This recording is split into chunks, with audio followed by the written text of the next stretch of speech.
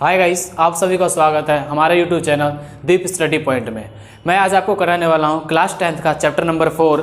तो पिछली वीडियो में हमने 4.1 को करा था, इस वीडियो में हम 4.2 को करेंगे। आइए शुरू करते हैं। देखिए, इसका पहला क्वेश्चन है, निम्न गुणनखंड विधि से निम्न समीकरणों के मूल ज्ञात कीजिए। गुणनखंड विधि से देखो, पहला क्वेश्चन हमारा दे रखा है x का स्क्वायर माइनस में 3x माइनस 10 इक्वल टू 0।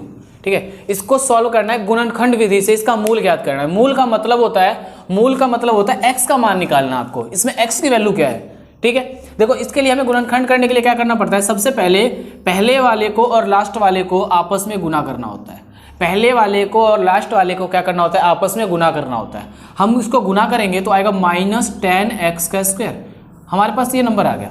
ठीक है, अब क्या करना है आपने, अब इस 10 का जो माइनस 10 का नंबर है ना, इस 10 का क्या करना है, गुणनखंड करना है। यानी कि आपको इस -3 को ऐसे तोड़ना है कि जोड़ने और घटाने पर तो -3 आ जाए, लेकिन जब हम जो इसका गुणनखंड किए हैं उसको अगर गुना करें आपस में तो क्या आना चाहिए, -10 का x का स्क्वायर आना चाहिए। ठीक है, तो आपने इसको करना है। देखो, जैसे अब गुणनखंड हम क्या सोचे, तो सबसे पहले जो नंबर आया ना मल्टीप्लाई करने के बाद उसका फैक्टर करते हैं। अब 10 का गुणनखंड क्या होता है, 10 का गुणनखंड होगा 2 गुना में 5 या 5 गुना में 2 या 10 गुना में 1 या 1 गुना में 10। ये 4 गुणनखंड बनते हैं किसके, 10 के। अब 4 गुणनखंड में से हमें ये देखना है कि किस गुणनखंड में जोड़ने या घटाने पर -3 आ जाएगा। तो देखो, ये वाले गुणनखंड में भी आ जाएगा और इस वाले में भी आ जाएगा, क्योंकि 5 में से 2 जाएगा तो 3 बच जाएगा और यहाँ भी 5 में से 2 जाएगा तो 3 बच जाएगा। तो सेम उसी तरह से करेंगे, x का स्क्वायर माइनस प्लस का 2x लेंगे और माइनस का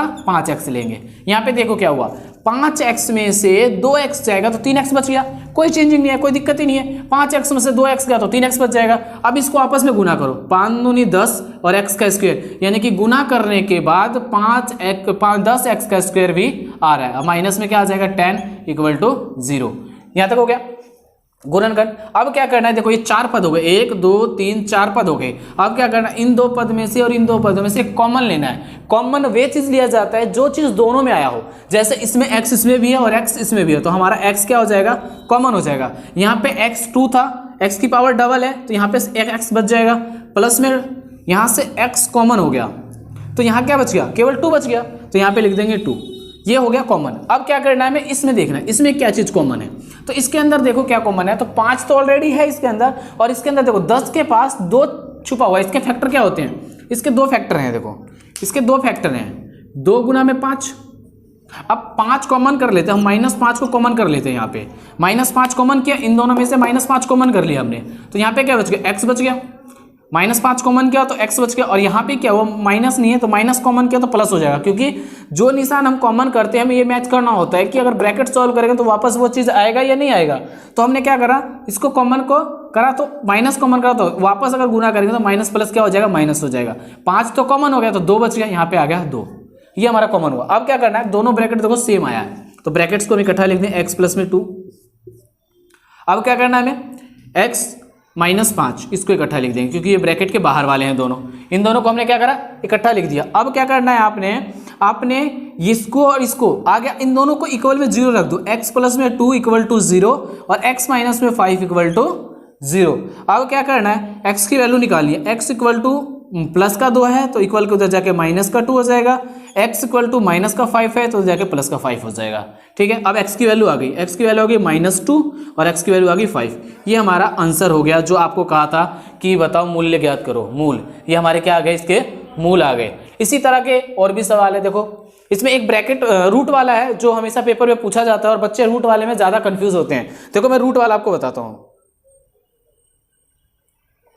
इसका थर्ड जो इक्वेशन है वो रूट वाला है,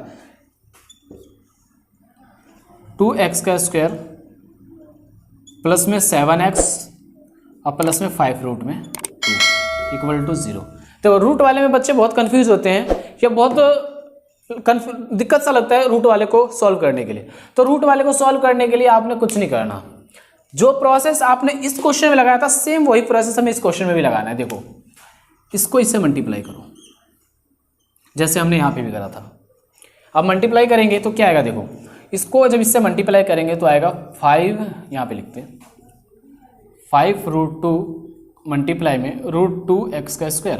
तो आपको एक चीज़ देखो, यहाँ पे जब √2 आपस में गुना होगा तो या √4 और √4 को जब आउट ऑफ रूट करेंगे तो 2 आ जाएगा। तो 2 जब 5 से गुना होगा तो 10x² आ जाएगा। यानी कि हमें ये पता चल गया कि इसको और इसको गुना करने पर 10x² आएगा। ठीक है, अब सेम प्रोसेस यही वाला यहाँ वाला भी प्रोसेस हम करेंगे। इस 10 का गुणनखंड निकालेंगे और गुणनखंड हमें वो लेना होगा जिसको जोड़ने घटाने पर क्या आ जाए, 7x आ जाए। जोड़ने पर या घटाने पर क्या आना चाहिए, 7x आ जाए और गुना करने पर वापस 10x² आ जाए। तो अब क्या करेंगे, देखो 10 का गुणनखंड देखते हैं तो वही आएगा 2 गुना में 5, 5 गुना में 2, 1 गुना में 10 और 10 गुना में 1। ये 4 गुणनखंड बन रहे। अब 4 गुणनखंड में से कौन सा ऐसा 2 गुणनखंड है या गुणनखंड इनमें से बनेगा कि जोड़ने या घटाने पर ही आ जाए। जैसे हमने यहाँ पे करा था 5 में से 2 जा रहा था और 3 बच रहा था क्योंकि मुझे 3 लाना था। तो यहाँ पे क्या करना है, 7 लाना है। अब तो देखो 5 जमा में 2 करेंगे फिर भी 7 आ जाएगा, ये भी 7 आएगा। तो इन दोनों में से कोई भी ले सकते हो, या तो 2 जमा 5 लो या 5 जमा 2 ले लो। तो हम ऊपर वाला ले लेते हैं। तो यहाँ जाएगा √2x² प्लस में 2x और प्लस में 5x प्लस में 5 रूट में 2 = 0। देखो यहाँ पे क्या हुआ, 5 और 2 7x भी आ गया और 5 दूनी 10 और x को x से गुना तो x² यानी 10x² भी आ गया। यानी कि ये हमारा गुणनखंड सही है। अगर मान लो आपने कोई गुणनखंड करा और ये वैल्यू सॉल्व करने के बाद ये तो आ रहा है लेकिन गुना करने के बाद ये नहीं आ रहा, तो आपका गुणनखंड गलत हो जाएगा। ठीक है, तो आपको क्या करना है, आप देखो ये 4 पद हो गए, 1 2 3 4, 4 में से इन 2 पदों में से कॉमन लो, इन दोनों पदों में से कॉमन लो। देखो यहाँ पे बच्चे बहुत कंफ्यूज होते हैं, √2 को कैसे कॉमन करें। तो मैंने आपको जस्ट पीछे भी बताया था कि √2 गुना में √2 होता है तो आता है √4 और √4 2 के बराबर होता है। यानी कि 2 के अंदर 2 √2 छुपा हुआ है। इस 2 के अंदर 2 √2 छुपा हुआ है। तो यानी कि यहाँ पे जो है 2 बार 2 √2 है। देखो यहाँ पे इस 2 के साथ √2 जो है ना 2 बार छुपा हुआ है क्योंकि इसको सॉल्व करने के बाद वापस 2 आ रहा है। तो आप कॉमन करोगे, जब इसको कॉमन करेंगे तो √2 भी कॉमन होगा क्योंकि यहाँ भी √2 है, यहाँ भी √2 है। और यहाँ पे क्या करना है, x दोनों में है तो x कॉमन कर लो। जब हमने x कॉमन किया तो यहाँ पे x की पावर डबल होने के कारण एक x तो बच गया। और यहाँ पे इससे क्या किया हमने √2 को कॉमन, एक √2 को कॉमन कर लिया तो यहाँ पे क्या बच गया, ओनली √2 बच गया, ये बच गया। क्यों, क्योंकि x भी बाहर आ गया। तो यहाँ पे क्या बच गया, प्लस में √2 बच गया। अब क्या करना है, आपने इन दोनों में कॉमन करना है। इन दोनों में क्या कॉमन है, देखो इन दोनों में केवल 5 कॉमन है, 5 दोनों में आया हुआ है। तो हमने 5 को क्या करा, कॉमन कर लिया। अब यहाँ क्या बच गया, केवल x बच गया। यहाँ पे केवल x बच गया। और यहाँ से देखो, यहाँ से हमने क्या करा, 5 को जब कॉमन कर लिया तो क्या बच गया, √2 बच गया केवल। तो हम यहाँ पे प्लस में क्या लिख देंगे, √2। अब यहाँ पे देखो सारा दोनों ब्रैकेट सेम आया, फिर ब्रैकेट्स को इकट्ठा लिख देंगे, x प्लस में √2। अब क्या हुआ, यहाँ ये वाला चीज √2x और प्लस 5 इसको लिख देंगे, √2x प्लस में 5, ये आ गया। अब क्या करना है, इसके इक्वल में 0 रख दो जैसे आपने पिछले क्वेश्चन में करा था। x प्लस में √2 = 0 और √2x प्लस 5 = 0। ठीक है, अब क्या करना है, x बराबर में ये प्लस का है, इधर जाके माइनस का √2 हो जाएगा। यहाँ वही रहेगा, √2x प्लस का है तो माइनस का 5 हो जाएगा। अब क्या आ जाएगा, यहाँ पे x = क्या आ जाएगा, -5। √2 गुना में है तो √2 क्या आ जाएगा, भाग में आ जाएगा। तो आपकी x की वैल्यू आ गई, एक तो -√2 आ गया आपकी x वैल्यू, एक आ गई -5/√2। ये आपका मूल निकल गया। ठीक है, ये क्वेश्चन में बच्चे ज़्यादा कंफ्यूज होता है और पेपर में भी कई बार रूट वाले क्वेश्चन आया हुआ है, तो इसको आप एक बार सही से समझ लेना। ठीक है, देखो पहला क्वेश्चन हमारा हो गया। अब हम करते हैं अगला क्वेश्चन। अगला क्वेश्चन है, अगला क्वेश्चन तो आपका उदाहरण दिया हुआ है, उदाहरण 1 को सॉल्व करना है। तो उदाहरण 1 की समस्याओं को हल कर लेना। आप उदाहरण में सॉल्यूशन दिया हुआ है, आप उदाहरण को देखकर सॉल्व कर लेना। इसका थर्ड क्वेश्चन दिया हुआ है। देखो थर्ड क्वेश्चन पढ़ने से पहले इसको मैं मिटा देता हूं।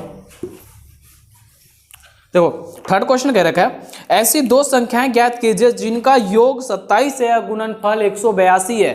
देखो हमें ऐसी संख्या दी हुई है जिसका योग 27 है, गुणनफल कितना है, गुणनफल हमें दे रखा है 182, योग दिया हुआ है 27, गुणनफल दिया हुआ है, गुणनफल दिया हुआ है 182। ठीक है, अब एक बात बताऊं, योग का मतलब क्या है। यहां पे क्वेश्चन समझो कि यहां पे योग का मतलब क्या है।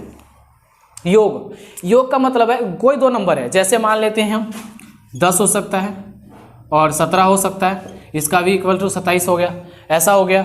या 17 हो सकता है, 10 हो सकता है, इसका भी 27 हो गया, 20 हो सकता है, 7 हो सकता है, इसका भी योग 27 होता है, 7 हो सकता है या 20 हो सकता है।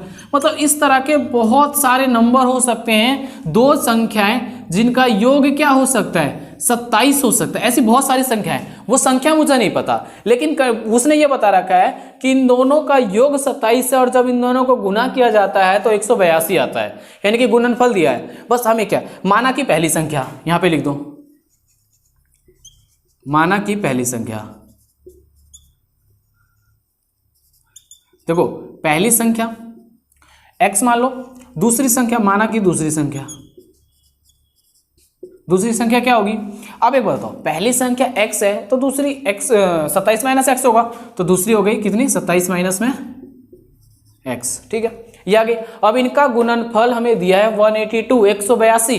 तो अब गुणनफल का मतलब क्या होता है, दोनों को आपस में गुना कर दो, तो x गुना में 27 माइनस एक्स इक्वल टू में 182। ये आ गया हमारा। अब क्या करना है, आपने सॉल्व कर दो। सेम मैंने 4.1 में जैसे कराया था, ब्रैकेट ओपन करने का रूल, पहले इसको गुना करो तो क्या आ जाएगा 27x, फिर इसको इससे गुना कर दो तो आ जाएगा माइनस एक्स का स्क्वायर, क्योंकि x जब गुना हो तो x का स्क्वायर आ जाएगा। बराबर में क्या बच गया 182, 182 बच गया। सीक्वेंस में लगाते हैं सबको, माइनस एक्स का स्क्वायर प्लस में 27x माइनस में 182। अब माइनस से 182 क्यों आया, क्योंकि इधर प्लस का है, उसको मैंने इक्वल के इधर ले आया, तो ये क्या हो गया 182 हो गया। अब देखो बच्चे बहुत कंफ्यूज होते हैं जब माइनस शुरू में आ जाए, अरे आज सर ने तो अब तक कराया नहीं कि पहले तो माइनस कहीं नहीं था, यहाँ पे माइनस आ गया, तो कंफ्यूज नहीं होना। आपको एक नंबर याद रहना चाहिए -1, किसी भी संख्या को -1 से मल्टीप्लाई करने पर कोई चेंजिंग नहीं आएगा, बस निशान एक्सचेंज हो जाएगा। तो हम लिखेंगे दोनों तरफ -1 से गुना करने पर, ठीक है। अब -1 से गुना करो तो सबके निशान उल्टे कर दो, ये x का स्क्वायर प्लस का हो जाएगा, ये प्लस का है तो माइनस का 27x हो जाएगा, ठीक है, और ये प्लस का 182 हो जाएगा, बराबर में 0। यहाँ तक आ गया। उसके बाद आपको वही प्रोसेस करना है जो प्रोसेस आपने बाकी क्वेश्चन में करा गुणनखंड करने के लिए। इसको इससे गुना, इसको इससे गुना करेंगे हम, तो हमारा गुना करने के बाद क्या आ जाएगा, गुना करने के बाद आ जाएगा 182 x का स्क्वायर। अब आ गया। अब हमें क्या करना है, इस 182 का मुझे गुणनखंड निकालना है, 182 का गुणनखंड निकालना है ताकि जोड़ने या घटाने पर, जोड़ने पर या घटाने पर क्या आ जाए 27x आ जाए, और क्या करना है गुना करने पर 182 x का स्क्वायर आ जाए। अब ऐसी दो संख्या सोचनी है आपने। अब ऐसी संख्या क्या हो सकती है, तो अब क्या करें इसके लिए, देखो गुणनखंड तो अब इतना बड़ा संख्या है, गुणनखंड तो 10 है 12 है, उसका तो हम कर लेते हैं, लेकिन इतनी बड़ी संख्या का गुणनखंड कैसे करें। तो आपने एक चीज सीखी होगी, एलसीएम। एलसीएम निकाल लो इसका, सिंपल, बहुत सिंपल तरीका एलसीएम निकालना। 182 का एलसीएम निकालो। 182 का एलसीएम क्या होता है, 2 से मल्टीप्लाई करो 9 1, 3 से मल्टीप्लाई करो 13 और 13 से मल्टीप्लाई करो 1, यानी कि ये हमारा एलसीएम आ गया। इससे गुणनखंड पता चल गया, 2 3 और 13 182 का गुणनखंड होगा, यानी कि 182 का गुणनखंड हमारा आ गया, 182 का गुणनखंड आ गया 2 गुना में 3 गुना में 13, ये आ गया, ठीक है। सॉरी गलत हो गया, हाँ यहाँ 7 से होगा, 13 से 91 7 होगा, ये हमारा गुणनखंड आ गया, ठीक है। अब क्या हुआ, ये आ गया। अब देखो क्या है, अब ऐसे गुणनखंड में हमें क्या करना है कि यार हमें लाना तो 27 है, 27 लाना है। तो देखो यहाँ पे देखो 7 दूनी 14, यानी कि 14 जमा में 13 अगर करें तो 27 आ जाएगा, यानी कि हमारा गुणनखंड 14 जमा 13 हो सकता है। तो इसको 14 जमा 13 हमारा गुणनखंड हो जाएगा। तो इसको क्या करना है आपने, ये इक्वेशन देखो, x का स्क्वायर माइनस में 27x और प्लस में 182, इसका गुणनखंड करना था मुझे। अब हमें गुणनखंड मिल चुका है। गुणनखंड क्या आया 13 जमा 14, यहाँ पे गुणनखंड आया, तो आपको करना है x का स्क्वायर माइनस में 13x और माइनस में 14x और प्लस में 182 बराबर में 0। आप कहोगे ये क्या हुआ, हाँ बिल्कुल सही हुआ, -13x और -14x जब आपस में दोनों को जोड़ोगे तो माइनस और माइनस का साइन जुड़ जाता है। आपने साइन का पढ़ा होगा, माइनस इंटू माइनस, तो माइनस माइनस प्लस होता है, प्लस इंटू माइनस माइनस होता है, माइनस इंटू प्लस माइनस होता है, और प्लस इंटू प्लस प्लस होता है। तो ये आपने साइन सिस्टम पढ़ा हुआ है, तो वही चीज़ है। माइनस और माइनस क्या होता है, जुड़ेगा लेकिन निशान हमेशा माइनस का रहेगा, ठीक है। तो ये दोनों जुड़ गया तो इसको जोड़ दो, तो जोड़ेंगे तो क्या होगा, -13x और -14x -27x आ जाएगा। और जब आपस में इन दोनों को गुना करोगे तो ये 182x² भी आ जाएगा। क्यों? क्योंकि ये जो 13 और 14 है 182 का ही गुणनखंड है, ठीक है। अब क्या करना, कॉमन लो, इन दोनों में से 4 पद हो गए, फिर दो में कॉमन। इन दोनों में क्या कॉमन है, तो देखो इन दोनों में जो कॉमन है ना, x इसमें भी है और x इसमें भी है, तो x कॉमन कर लो आप। x कॉमन कर दिए तो आगे x माइनस में 13 बच गया। क्यों 13 बच गया, क्योंकि ये x जो था वो बाहर आ चुका है कॉमन होकर। इन दोनों में क्या कॉमन है, तो देखो बेटा आपको ये बताया मैंने अभी, 182 के अंदर दो चीजें छुपी हुई है, 13 और 14। अब यहाँ पे 2 नंबर छुपा हुआ है, 182 के साथ 2 नंबर छुपा हुआ है यहाँ पे, 13 इंटू में 14, 2 नंबर छुपा हुआ है 182 के अंदर। तो अब क्या हुआ, 14 कॉमन कर लिया, तो -14 को हमने क्या कर लिया, कॉमन कर लिया। तो यहाँ तो 14 कॉमन हुआ, तो यहाँ तो x बच गया। माइनस का साइन कॉमन क्या है, तो फिर उल्टा हो जाएगा माइनस, क्योंकि माइनस माइनस क्या हो जाएगा, प्लस हो जाएगा उल्टा, जैसे मैंने बताया माइनस माइनस क्या होता है, प्लस होता है। तो ये माइनस का साइन आ गया। अब क्या हुआ, ये 182 में से 14 कॉमन कर लिया हमने, तो यहाँ पे क्या बच गया, 13 बच गया, ठीक है। अब वही प्रोसेस, ब्रैकेट आ गया तो x माइनस में 13 और दोनों बाहर वालों को इकट्ठा लिख दो, x माइनस में 14, ठीक है। अब आगे सॉल्व करना है, वही सारा प्रोसेस जो मैं बताई तैयार हूँ। 13 = 0 रख लो, x माइनस में 14 = 0 रख लो, x की वैल्यू आ गई 13 और x की वैल्यू आ गई 14। अब x की वैल्यू दोनों में से कोई भी हो सकता है, या तो 13 रख लो, पहली संख्या अगर 13 मानोगे तो दूसरी संख्या 27 - 13 हो जाएगा, अगर पहली संख्या 14 मानोगे तो दूसरी संख्या 27 - 14 हो जाएगा। आपकी वैल्यू आ गई, x की वैल्यू आ गई, एक संख्या 13 होगी और एक संख्या 14 होगी। इस तरह से आपको यह सवाल करना होता है, ठीक है। अगला सवाल देखते हैं, हम एक और सवाल देख लेते हैं इसमें का, जो थोड़ा सा मुश्किल है। ट्रायंगल वाला देखते हैं। एक समकोण, 5th क्वेश्चन करा रहा हूं, एक समकोण त्रिभुज की ऊंचाई आधार से 7 सेंटीमीटर कम है। यदि विकर्ण 13 सेंटीमीटर का हो तो अन्य दो भुजाएं ज्ञात कीजिए। विकर्ण दिया हुआ है और दे रखा है आधार से कम है, यानी कि इसकी ऊंचाई जो है आधार से 7 सेंटीमीटर कम है। देखो अगला सवाल,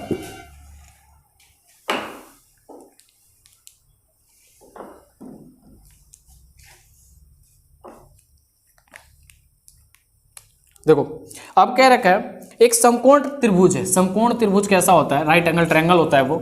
समकोण त्रिभुज पहले मैं बना देता हूं, ये समकोण त्रिभुज होता है। अब समकोण त्रिभुज की खास बात, राइट एंगल ट्रायंगल के अंदर ये कोण हमेशा 90 डिग्री का होता है। हम कर रहे हैं 5th क्वेश्चन, ठीक है। अब क्या कह रखा है, इसकी आधार जो है वो कितना कम है, ऊंचाई से 7 कम है, यानी कि आधार को हम क्या मान लेते हैं, बेस। ये आधार को क्या मान लेते हैं, बेस को हम क्या मान लेते हैं, x। अब क्या कह रहा है, जो इसकी लंब हाइट है, ऊंचाई है, यानी कि परपेंडिकुलर जो होता है आपका लंब जिसको कहते हो आप, ये क्या होगा आपका, इससे 7 कम है, तो ये x - 7 हो जाएगा। और हाइपोटेनस यानी कि कर्ण दिया हुआ है, इसका कर्ण कितना दिया हुआ है, 13 दिया हुआ है आपको, बस। अब इसी के तहत आपको क्या करना है, इसका वैल्यू निकालनी है। अब आपने क्या करना है, देखो वैल्यू आ गई, कर्ण आपके पास है, आधार आपके पास है, लंब आपके पास है। आपने एक सिस्टम सीखा होगा, बहुत फेमस फॉर्मूला रहा है, पाइथागोरस थ्योरम, यानी पाइथागोरस परिमेय। तो पाइथागोरस परिमेय का फॉर्मूला क्या होता है, तो पाइथागोरस परिमेय का फॉर्मूला होता है कर्ण का स्क्वायर बराबर में लंब का स्क्वायर प्लस में आधार का स्क्वायर। ये फॉर्मूला आपने बहुत पढ़ा होगा, 6ठी से शुरू हो जाता है फॉर्मूला। इसमें क्या करना है, कर्ण लंब आधार, वैल्यू आपको मैंने बता दिया। कर्ण कितना है, 13 का स्क्वायर बराबर में लंब क्या है हमारे पास, x - 7 का स्क्वायर प्लस में आधार कितने हमारे पास, x, तो x का स्क्वायर हो गया। अब क्या करना है, 13 का स्क्वायर कितना होता है, 169। देखो आपको स्क्वायर भी याद होना चाहिए, नहीं तो आपको अगर स्क्वायर याद नहीं है तो आप क्या कर लेना, 13 गुना में 13 कर लेना। और अगर आप ये भी नहीं करना चाहते तो आपको मैंने स्क्वायर निकालने का एक ट्रिक दे रखा है, आप प्लेलिस्ट में जाके आप मुझे स्क्वायर निकालने का ट्रिक भी आप मेरा देख सकते हो। अब क्या आ गया, a प्लस, यहाँ पे a - b का होल स्क्वायर लगाओ, a - b का होल स्क्वायर लगाएंगे तो a का स्क्वायर प्लस में b का स्क्वायर, क्योंकि 7 का स्क्वायर 49, और माइनस में 7 दूनी 14, 2x 14x प्लस का निशान आ जाएगा, क्योंकि ये देखो इसको मैंने तोड़ा है a + b के होल स्क्वायर में, मैंने a - b का, तो a - b का होल स्क्वायर क्या होता है, देखो a का स्क्वायर प्लस b का स्क्वायर माइनस में 2ab। इस फॉर्मूले पे तोड़ा है मैंने, फॉर्मूला याद रहना चाहिए आपको, ठीक है, हो गया। अब क्या है, लास्ट में x का स्क्वायर आ गया, हमने लिख दिया। कुछ नहीं करेंगे, सारा वही प्रोसेस है जो हमने अब तक करा है। जो जहाँ है वहीं, ये इधर है तो इसको इधर ले आओ, बाकी को हम इकट्ठा करके चलते हैं, नहीं तो इसको हम इधर ले आते हैं। तो ये देखो x और x ये दोनों जुड़ जाएगा, आप ऐसा कर लो जोड़ देते हैं। 169 माइनस का 49 इक्वल टू एक्स का स्क्वायर और एक्स का स्क्वायर, तो एक्स की पावर 2 हो जाएगी कि 2x का स्क्वायर हो जाएगा, 1x का स्क्वायर और 1x का स्क्वायर, तो 2x का स्क्वायर और माइनस में क्या आ जाएगा 14x। ठीक है, इसको इसमें से सब्ट्रैक्ट करो, घटा देते हैं तो क्या आ जाएगा 0 2 1 120 आ जाएगा। बराबर में 2 कॉमन कर लेते हैं, एक्स का स्क्वायर माइनस में 7x। देखो अब ये 2 कहाँ से ले आए आप, कुछ भी नहीं। देखो यहाँ पे क्या है 2x का स्क्वायर है, यहाँ पे 14x है, तो 14 के अंदर 2 नंबर छुपे, मैंने बताया ना नंबर छुपे हुए होते हैं इसके अंदर, इसका फैक्टराइज करो ना, फैक्टर करो इसका, 2 गुना 7 लिख सकते हैं हम 14 को। तो क्या हुआ इसमें से 2 कॉमन हो गया, तो यहाँ क्या बच गया 7x ही तो बच गया। तो यही चीज़ हमने करा है यहाँ पे। ठीक है, अब क्या करना है, ये देखो आपको पता है गुना, इधर गुना में तो इधर भाग में कट जाएगा, 60 आ जाएगा। यहाँ पे कितना आ गया, ये 60 आ गया। अब हमारा क्वेश्चन बन जाएगा एक्स का स्क्वायर माइनस में 7x इक्वल टू 60, ये 60 आ गया। अब इसको क्या करो वापस ले आओ, एक्स का स्क्वायर माइनस में 7x इक्वल टू माइनस में 60 इक्वल टू 0। ये हमारा क्या बन गया, इक्वेशन बन गया। आपको मैंने गुणनखंड करना सिखाई रखा है, 2 सवाल 3 सवाल और करा दिया है, और आपको उसमें 4.1 में भी गुणनखंड करना पूरा ही बताया। ठीक है, इस सवाल को सॉल्व करके वीडियो में आपको कमेंट करना है। ठीक है, अगर वीडियो पसंद आया हो तो वीडियो को लाइक शेयर और चैनल को सब्सक्राइब करना ना भूलें।